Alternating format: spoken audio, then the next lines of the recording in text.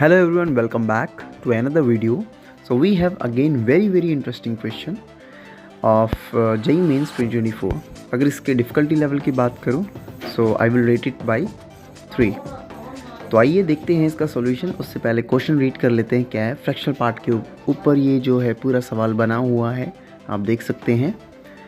जो फंक्शन है पूरा वो फ्रैक्शनल पार्ट के फॉर्म में है. एल और कैपिटल आर यहाँ पे लेफ्ट हैंड लिमिट और राइट हैंड लिमिट है.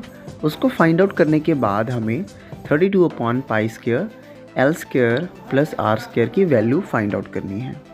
तो चलिए आइए देखते हैं इसका सॉल्यूशन. बहुत ही सिंपल है, हालांकि इसकी रेटिंग मैं दे रहा हूँ 3 क्योंकि यहाँ पे थोड़ा सा लंबा हो जाता है काम. खैर फिर भी अच्छा सवाल है. चलिए देखते हैं इसका सॉल्यूशन.